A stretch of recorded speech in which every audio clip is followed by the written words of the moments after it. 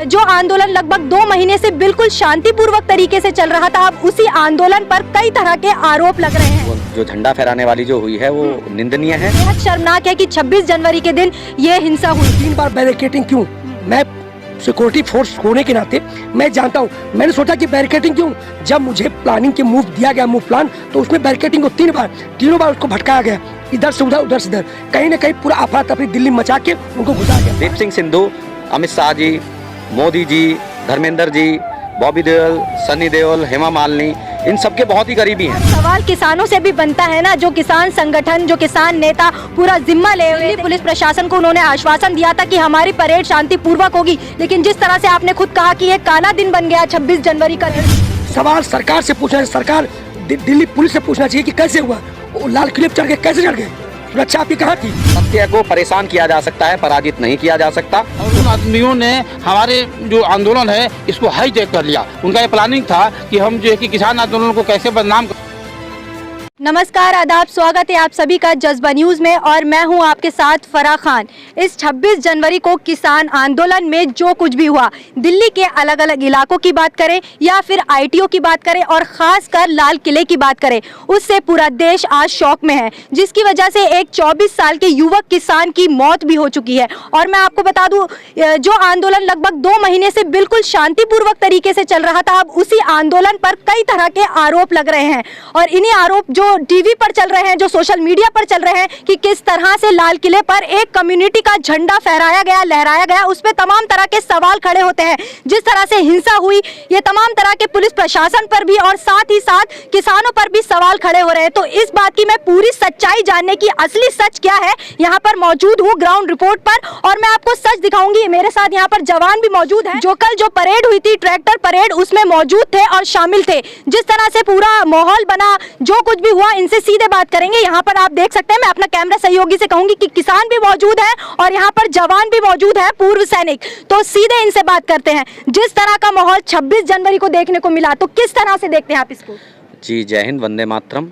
देखिए, जो भी वो जो झंडा फहराने वाली जो हुई है वो निंदनीय है, लेकिन कहीं ना कहीं देश की जनता को ये देखना होगा कि नाम किसका निकल के आया, दीप सिंह सिद्धू का और लखा सिंह।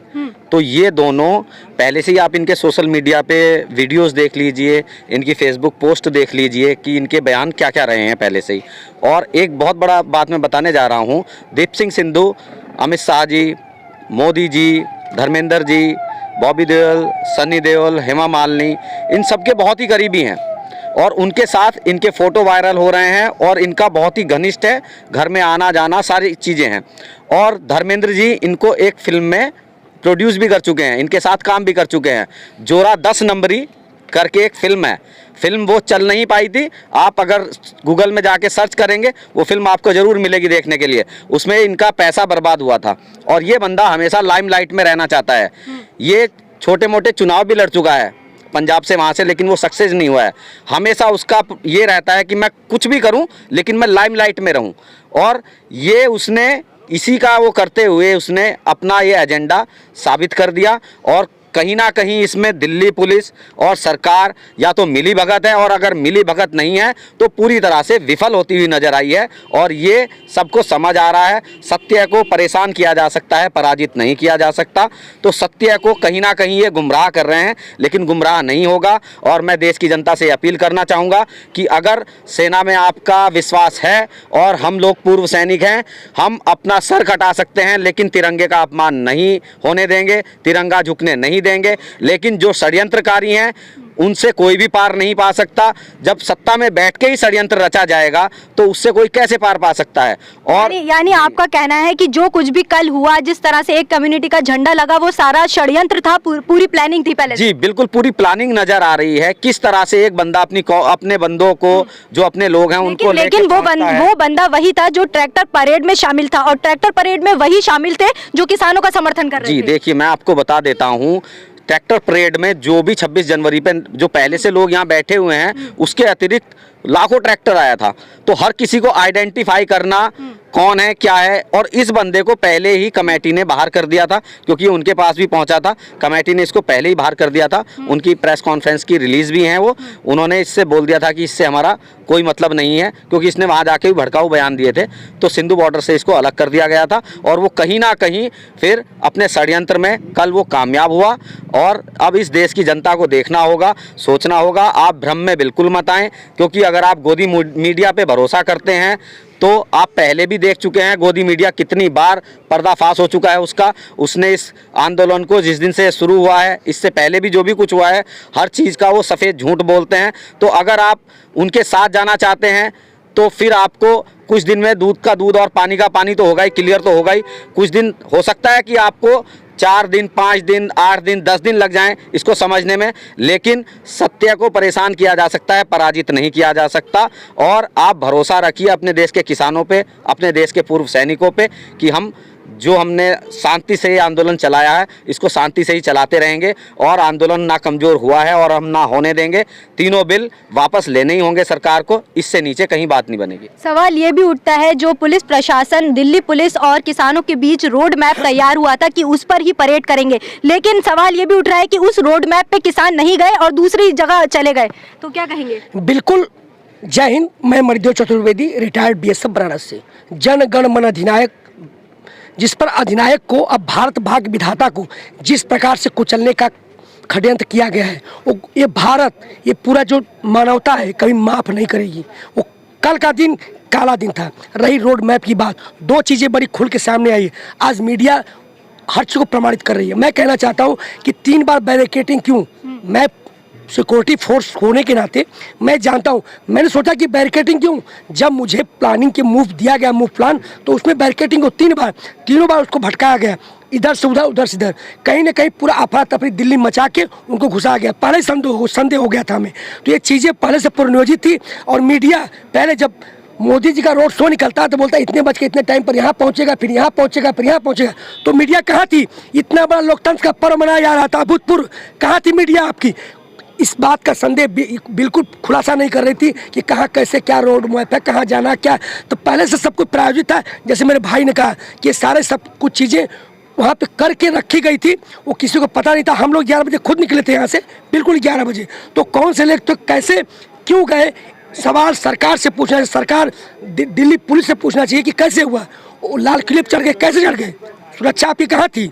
तो सवाल है, सवाल किसानों से भी बनता है ना। जो किसान संगठन, जो किसान नेता पूरा जिम्मा ले हुए थे कि हम यहाँ पर परेड करके रहेंगे। दिल्ली पुलिस प्रशासन को उन्होंने आश्वासन दिया था कि हमारी परेड शांतिपूर्वक होगी, लेकिन जिस तरह से आपने खुद कहा कि ये काला दिन बन गया 26 जनवरी का दिन, तो किस तरह से देख रहे हैं कि पुलिस पर भी हमला किया गया जिस तरह से दिखाया जा रहा है? देखिए, पुलिस पर जो हमला किया गया वो हमारे किसान आंदोलन के आदमी थे ही नहीं, वो भी उन्हीं के षड्यंत्रकारियों थे, जो कहें तो सरकार के ही आदमी थे और प्रायोजित ढंग से हमला किया गया। जैसे कि यानी लाल किले के अंदर जो घुसे हैं, जो वीडियो वायरल हो रही है, वो आपके आदमी थे ही नहीं? बिल्कुल, वो हमारे आदमी है ही नहीं है। और उन आदमियों ने हमारे जो आंदोलन है इसको हाईजैक कर लिया। उनका ये प्लानिंग था कि हम जो है कि किसान आंदोलन को कैसे बदनाम करें, और उनको कोई तरीका नहीं मिल रहा था, क्योंकि 62 दिन से जो है कि जो आंदोलन चल रहा था, किसान आंदोलन नहीं, ये महाजन आंदोलन बन गया था और अभी भी है। और पूरे देश की जनता इसको सपोर्ट अभी भी कर रही है। इसको कैसे भड़काया जाए, क्योंकि इनकी इलेक्ट्रॉनिक मीडिया का मुंह बंद हो गया था। ये पता ही नहीं चल रहा कि इनका जो आईटी वाले कहाँ हैं, और इनका जो मीडिया है गोदी मीडिया, उसका भी कोई मुंह नहीं खोल पा रहा था क्या करें। तो इन्होंने रूट तो दे दिया, रूट के लिए भी इन्होंने टाइम से नहीं दिया। और रूट से ये बताइए, पुलिस के पास इतना वो नहीं था कि अगर जो रूट दिए तो वहाँ पर रोक सके इनको। पुलिस के पास नहीं दम था तो जिम्मेदारी क्यों नहीं? जिम्मेदारी एक तो नहीं लेना था, जिम्मेदारी लिया भी तो अर्धसैनिक बल को भी बुला लेना था। तो उन्होंने रोका नहीं, जानबूझ के ऐसा किया गया। जो टाइम दिया गया था, टाइम से पहले ये कार्रवाई शुरू हो गया, क्योंकि किसान आंदोलन ने किया नहीं। किसान आंदोलन में शामिल कुछ जो है इनके ही बंदे ये धारा प्रवाह कार्रवाई शुरू कर दिया, और जो है कि उसको लेकर के गए, वहाँ पर लेकर इनको जाना था, क्योंकि वहाँ पर जाकर के अकेला जो है कि सिद्धू जी झंडा नहीं टांगेंगे ना, झंडा लगाएंगे तो पता चल जाएगा, और 2-4 आदमी जाएंगे तो वो भी पता चल जाएगा। तो उनको समूह लेकर के ही जाना था, और इसको जो है कि बहका करके हाईजैक कर करके सुनियोजित तरीके से लेके गया और एक कार्रवाई किया गया ताकि देश को गुमराह किया जाए, लेकिन ऐसे देश को गुमराह होने वाला नहीं है। तमाम तरह के आरोप अब किसानों पर लग रहे हैं और तमाम तरह के आरोप किसानों पर के जिम्मे में आ रहे हैं। जिस तरह से देख रहे हैं लगातार सोशल मीडिया पर और चाहे टीवी मीडिया भी लगातार आपको बदनाम करने की कोशिश, पहले खालिस्तानी कहा जा रहा था और अब ये कह रहे हैं कि इन्होंने सिद्ध कर दिया झंडा लगा के कि ये खालिस्तानी ही है। जी देखिए, ये सारा का सारा प्रोग्राम एक षड्यंत्र के तहत हुआ है। नंबर एक चीज़, जो मार्च था हमारा गणतंत्र दिवस परेड का, वो पूरा का पूरा हमने प्लानिंग डिज़ाइन किया हुआ था कि सबसे पहले पूर्व सैनिक निकलेंगे, उसके बाद में महिलाएं निकलेंगी, फिर बुजुर्ग निकलेंगे, उसके पीछे युवा लगेगा। तो ये प्लानिंग हमारी यहीं पर 11 बजे जिस तरह से मैंने देखा, मैं भी कल उस परेड में मौजूद थी, जो प्लानिंग आप बता रहे हैं उस प्लानिंग के जरिए नहीं गए। कुछ ट्रैक्टर ऊपर से जा रहे थे, कुछ नीचे से जा रहे थे। आपने पहले से प्लान नहीं किया था क्या? सब कुछ अगर किया था तो फिर वो प्लान के अकॉर्डिंग क्यों नहीं हुआ? मैं बताऊंगा ना। तो पूरा प्लान किया हुआ था। तो जो षड्यंत्र पार्टी है, जिन्होंने ये षड्यंत्र किया, उसने भी प्लान किया हुआ था, जिसकी हमारे को जानकारी बाद में लगी, रास्ते में ही लगी थी हमारे को जानकारी। उन्होंने क्या किया हुआ था, उन्होंने 50-50 ट्रैक्टर के आसपास में कुछ इतने ही ट्रैक्टर वहाँ पे पहुंचे थे। स्टार्टिंग में 400-500 ट्रैक्टर गए हैं वहाँ पे, और शाहजहाँपुर गाजीपुर बॉर्डर से भी दाएं बाएं से टिकरी बॉर्डर और सिंघू बॉर्डर, वो सारे के सारे ट्रैक्टर निकले हैं। उन्होंने बैरिकेटिंग तोड़ी है। उसके पीछे हम तो यही खड़े रहे। हमारे को तो खबर ये मिली थी कि भाई हमारे से आगे तो कोई था नहीं, पूर्व सैनिकों से आगे कोई भी ट्रैक्टर नहीं था। और हम यहाँ से 5 किलोमीटर पहुंचे तो हमारे को खबर लगी कि वहाँ लाल किले के ऊपर झंडा फहरा दिया। हम तो ये सोच रहे थे कि झंडा फहराया किसने। जो दी गई थी उससे पहले ही वहाँ कोई और पहुँच गया, और कोई पहुँच गया उससे पहले ही, ये था। आगे जिस तरह से देख रहे हैं अब ये काला दिवस माना जा रहा है। काला दिवस आपने खुद कहा, और ये बेहद शर्मनाक है कि 26 जनवरी के दिन ये हिंसा हुई। तो जिस तरह से अब आगे का क्या प्लान है? जब तक बिल वापसी नहीं तब तक घर वापसी नहीं। हल निकलेगा आज नहीं तो कल निकलेगा। ये भारतीय सभ्यता संस्कृति का धरोहर है और हम उसी पर चलेंगे। अहिंसा से हमने बड़े बड़े को हराया है, तो हम जीत के ही जाएंगे। 65 जीता, 71 जीता, करगिल जीती, ये भी जीतेंगे। आपके सामने होगा, साक्षात को प्रमाणित क्या हो सकता है? सत्य पर आसान हो सकता है, पराजित नहीं। जय जवान, जय जवान, जय किसान। जी देखिए, अभी बैठकों का दौर चल रहा है, हाई लेवल की बैठकें चल रही हैं, सीआरपीएफ की इतनी कंपनियां लगाई जा रही हैं। तो मैं ये पूछना चाहता हूं कि सरकार के पास जब ये सारी चीज़ें हैं तो सरकार ने पहले क्यों नहीं इंतजाम किए?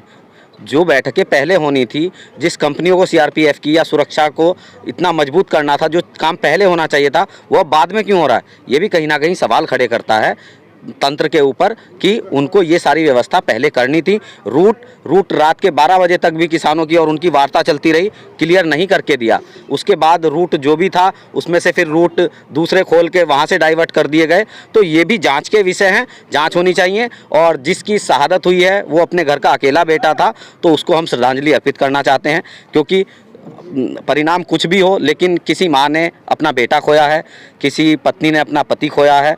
तो ये कहीं ना कहीं पूरे समाज के ऊपर एक जिम्मेदारी बनती है कि ऐसा भविष्य में ना हो। तो इससे एक सीख भी लेनी चाहिए सभी। तो कहीं ना कहीं आप सब भी मानते हैं कि कल जो कुछ भी हुआ 26 जनवरी के दिन वो एक काला दिवस दिख रहा है। तो इन सभी का यही मानना है कि जो कल हुआ 26 जनवरी को हुआ काला दिवस माना गया, जो बेहद ही शर्मनाक था। जो हमारा आन बान और शान तिरंगा वहाँ होना चाहिए था, वहाँ पर बदनाम करने की कोशिश की गई और कम्युनिटी का झंडा लगाया गया। अब आगे जहाँ एक तरफ सरकार इन लोगों पर और टीवी मीडिया किसानों पर पूरा आरोप लगा रही है, वहीं किसान भी सवाल उठा रहे हैं पुलिस प्रशासन पर, सरकार पर और मीडिया पर कि आखिर वो क्या कर रहा था अगर ये सब हुआ। तो तमाम तरह की बातें हैं, लेकिन जो भी सच्चाई है वो आगे आने वाला वक्त बता ही देगा कि क्या सच है और क्या नहीं। ऐसी लेटेस्ट अपडेट के लिए हमारे चैनल को सब्सक्राइब करना ना भूलें। शुक्रिया।